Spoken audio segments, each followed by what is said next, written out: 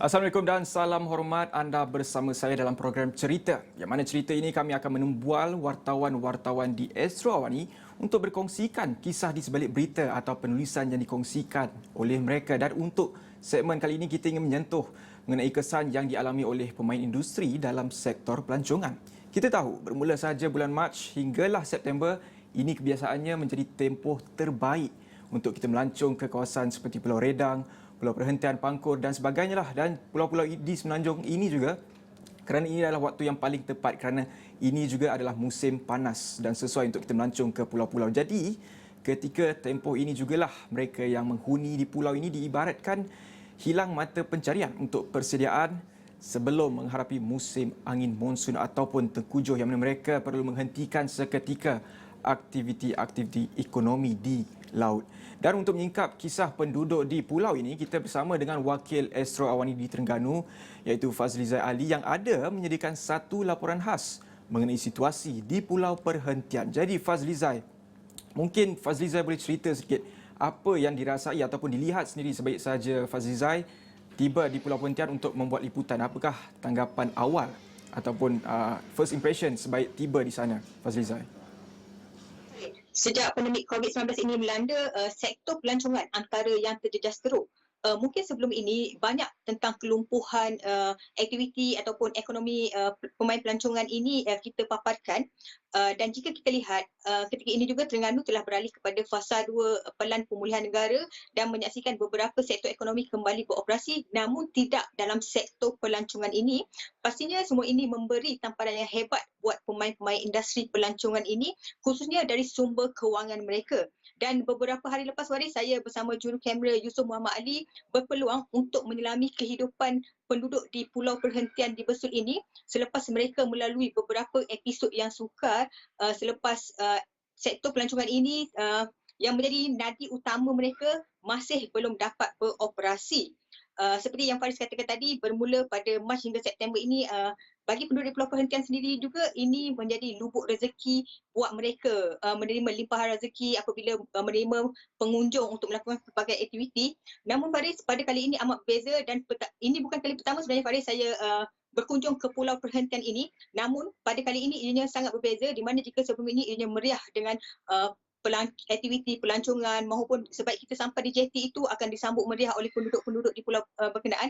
Namun pada kali ini ianya sangat bertukar 100% Waris. Tiada lagi kemeriahan itu. Apa yang kami dihidangkan sebaik sampai di jetty itu suasana suram, lengang dan sunyi Faris. Itu yang memang agak memeranjatkan saya sebenarnya Faris, sebab kita tahu bila sebut pasal pulau ni kelazimannya akan meriah, tapi tidak pada kali ini.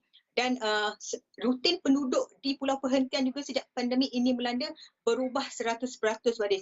Di mana jika sebelum ini rutin mereka akan membawa para pelancong untuk melakukan pelbagai aktiviti seperti snorkeling, scuba dan mengelilingi pulau-pulau yang berada di Pulau Perhentian itu.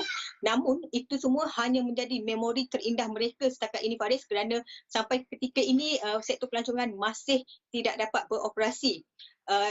Sesuai itu juga Faris, kerjaya mereka yang sebelum ini sebagai pemandu pelancong, pemandu bot dan sebagainya telah berubah. Ada yang bergelar nelayan ketika ini, ada yang bergelar petani dan juga menjalankan perniagaan. Dan kesemua yang dilakukan itu Faris adalah untuk meneruskan kelangsungan hidup mereka selepas mata pencarian mereka ini terjejas teruk. Dan wang simpanan yang ada juga telah semakin susut, dan itu menyukarkan mereka sebenarnya untuk meneruskan operasi mereka apabila sektor pelancongan ini dibuka kelak, kerana wang berkenaan banyak dihabiskan untuk makan ataupun melakukan pelbagai aktiviti-aktiviti yang lain bagi meneruskan kelangsungan hidup mereka ketika ini Faris. Dan sebenarnya saya sempat mengikut seorang penduduk ini Faris selama 1 hari. Saya mengikuti aktiviti yang dilakukan oleh Nik Faizal Mat Saman ini, di mana kerjaya sebagai pemandu bot ini mungkin sebelum ini agak menyeronokkan baginya, tapi apabila pandemik ini melanda, ia bagaikan sunyi, dan untuk mereka hanya akan turun ke laut untuk menangkap ikan dan sebagainya. Dan jika nasib mereka baik, dapatlah hasil tangkapan yang banyak dan boleh dijual kepada penduduk setempat. Namun jika nasib tidak baik, mereka terpaksa pulang dengan tangan kosong. Dan menerusi itu juga Faris, mereka akan gigih mencari pelbagai usaha untuk menampung perbelanjaan harian mereka. Dan untuk menyelami kisah ni Pak Izzat ini, kita dengarkan dulu perkongsian ini Faris. Kita pun terasa jugalah nak beli ikan tu memang duit tu dalam tak ada, kita nak kata tak ada terus pun mungkin tak ada kot. Tapi orang tak tahu apa rahsia dalam hati kita. Tapi memang kita nak beli ikan tu, kita rasa benda tu mahal. Sebab tak ada duit. Kita rasa baik aku pergi mancing sendirilah. Macam tu. Sebab kita ke laut ni ibarat kata mencari harta karun di dalam laut. Kalau tak ada pendapatan tu memang kita tak adalah. Bawa balik kadang-kadang tengok anak-anak balik tengok mana ikan, tak ada. Baik, boleh dikatakan 90% punca ekonomi penduduk kampung ini di pulau ini adalah bergantung kepada kedatangan pelancong. Jadi Fazlizai, apakah alternatif mata pencarian mereka? Ada tak mereka cuba mengusahakan sesuatu yang mungkin boleh diakses menerusi perniagaan atas talian? Contohnya kerana mungkin ia berbeza cara untuk penduduk di tanah besar. Misalnya mereka mungkin boleh membuat kerja-kerja alternatif lain seperti menjalankan perkhidmatan penghantaran makanan sebagai contoh, dan mungkin di pulau mungkin mereka hanya duduk di situ saja. Jadi apa alternatif yang dilihat oleh Fazlizai dalam mereka untuk meneruskan kelangsungan hidup di pulau tersebut? Betul Faris. Jika di bandar kita mungkin mempunyai pelbagai alternatif untuk melakukan COD ataupun perniagaan atas talian, namun berbeza sekali dengan masyarakat di pulau perhentian yang terpisah jauh dengan daratan ini Faris. Sebenarnya Faris, pada sekitar 40 tahun lalu sebelum pulau ini berkembang dalam sektor pelancongan, masyarakat di kepulauan ini sangat gigih untuk melakukan aktiviti pertanian dan juga nelayan. Dan bila kita menyentuh kehidupan penduduk di pulau ini, mungkin kita membayangkan aktiviti laut ini akan menjadi dekat dengan di hati penduduk ini kerana mereka dikelilingi kawasan laut ataupun air yang makin dekat dengan di hati penduduk. Namun sebaliknya Faris, di mana pada 40 tahun lepas, selain daripada aktiviti laut, mereka juga cenderung untuk bertani bagi menampung kehidupan mereka sebelum ini Faris, sebelum berkembang majunya pulau perhentian ini. Dan bila pandemik COVID-19 ini melanda, mereka kembali kepada era 80-an itu di mana mereka kembali menyambung legasi nenek moyang mereka. Ada yang mengambil kesempatan untuk bercucuk tanam dan ada yang meneruskan dengan mencari hasil hutan, di mana peninggalan nenek moyang mereka seperti buah durian dan sebagainya itu mereka menjadikan hasil untuk dijual ataupun makan sendiri. Dan sebenarnya Faris, sejak saya masuk ke Pulau Perhentian pada beberapa hari lalu, ini adalah pertama kali dan saya baru mengetahui sejarah Pulau Perhentian ini, di mana aktiviti bertani ini dan juga nelayan ini adalah mata pencarian utama penduduk sebelum ianya beralih kepada sektor pertanian, sektor pelancongan ini Faris.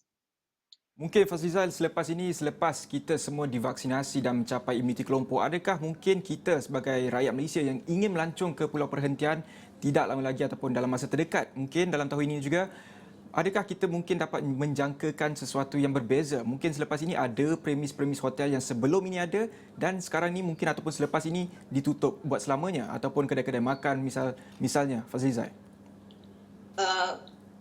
Kalau ketika ini memang kita tahu ramai lagi di kalangan masyarakat kita belum menerima suntikan vaksin ini. Begitu juga dengan penduduk di Pulau Perhentian ini, Faris. Walaupun memang mereka menanti kehadiran pelancong ini, namun perkara utama yang mereka fokuskan ketika ini juga adalah untuk divaksin, kerana apabila pulau itu dibuka kelak, mereka juga bimbang jika berlaku penularan dan sebagainya. Itu yang diharapkan oleh penduduk di Pulau Perhentian. Namun bukan itu saja, jika penduduk di tanah besar juga, khususnya pemain industri pelancongan ini Faris, mereka juga mengharapkan perkara sama untuk operasi ini kembali dibuka kepada orang ramai, kerana mata pencarian mereka memang telah hilang 100%. Dan ada di kalangan pengusaha bot ini terpaksa menjual bot mereka untuk meneruskan kelangsungan hidup. Dan mungkin juga perkara sebaliknya berlaku kerana kita tak tahu sampai bila pandemik COVID-19 ini melanda. Justru itu mereka memang mengharapkan sesuatu yang positif, apatah lagi ketika ini Terengganu boleh dikatakan kes COVID-19 juga berada pada rekod yang mendaftar dan angka dua digit masih direkodkan, dan mereka mengharapkan sesuatu yang positif untuk aktiviti pelancongan ataupun sebenarnya ni dapat dibuka dan menyuntik kembali ekonomi mereka daripada mereka terpaksa menanggung kesan yang teruk. Mungkin ada yang akan menutup premis-premis operasi mereka lepas ini, Faris. Bercakap tentang proses vaksinasi, bagaimana Fazliza melihat kadar proses vaksinasi mereka di sana, dan mungkin Fazliza ada laporan ataupun kadar pengambilan vaksin mereka, dan juga bagaimana saya ingin tahu penerimaan mereka terhadap pengambilan vaksin itu sendiri. Adakah tinggi kesedaran mereka untuk mengambil vaksin itu? Ketika ini, Faris, majoriti penduduk di Pulau Perhentian ini belum lagi baik di Pulau Perhentian ataupun pulau-pulau peranginan di negeri Terengganu ini belum lagi menerima suntikan vaksin kerana mereka akan diberi suntikan vaksin yang hanya 1 dos. Dan apa yang menerusi hasil temubual saya bersama penduduk, mereka memang tidak sabar untuk menerima suntikan vaksin itu kerana mereka juga bimbang walaupun berada jauh daripada tanah besar, namun perasaan bimbang itu tetap ada dalam diri mereka, dan mereka dijangkakan penduduk-penduduk di pulau ini akan menerima suntikan vaksin pada Julai ini, Faris. Baik, Fazliza, mungkin Fazliza ada juga menyelusuri penduduk-penduduk di Pulau Perhentian itu yang mungkin sebelum ini mereka sangat menerima baik kedatangan pelancong. Jadi apakah harapan mereka selepas ini? Adakah mereka masih lagi boleh bertahan untuk beberapa bulan lagi untuk menerima kembali pelancong untuk tiba di Pulau Perhentian?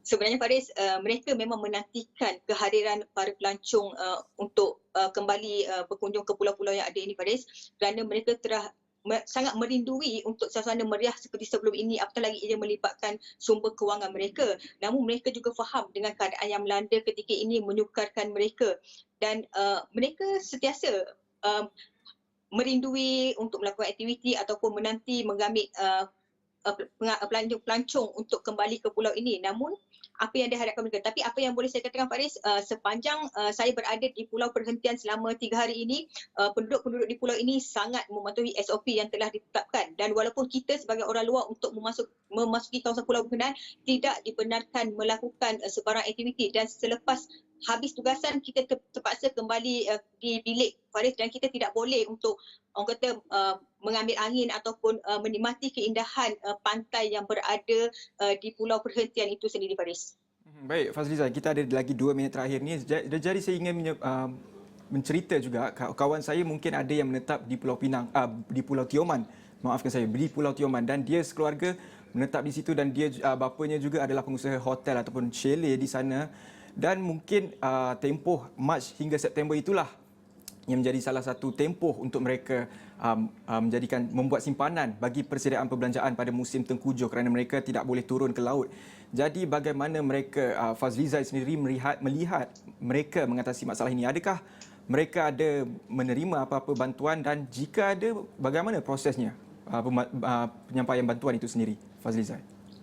Faris, untuk penduduk di Pulau Perhentian ini, apa yang saya difahamkan, mereka sentiasa menerima bantuan, khususnya bekalan makanan asas, ya, dan bekalan itu tidak pernah terputus, dan dari sudut makanan barangan asas ini mereka tidak pernah menimbulkan kerungsingan kepada mereka kerana itu sentiasa ada. Namun apa yang membimbangkan mereka adalah dari segi kewangan sebenarnya, Faris, kerana walaupun untuk ke laut ia tetap memakan wang untuk membeli minyak dan sebagainya, dan wang itu juga sebenarnya mereka terpaksa berjimat cermat kerana bila tempoh tengkujuh yang panjang nanti akan melanda hanya tempoh beberapa bulan saja lagi ni, Faris, di mana mereka akan mendapatkan sumber kewangan sekiranya sektor ekonomi ini masih lagi tidak dibuka, dan jika mereka pula hanya berharap pada mata pencarian seperti bertani dan memancing semata-mata, tapi itu hanya mampu bertahan untuk tempoh berapa lama kerana hasil yang diperolehi juga adalah bukannya besar, Faris, hanya untuk menampung perbelanjaan harian mereka sahaja.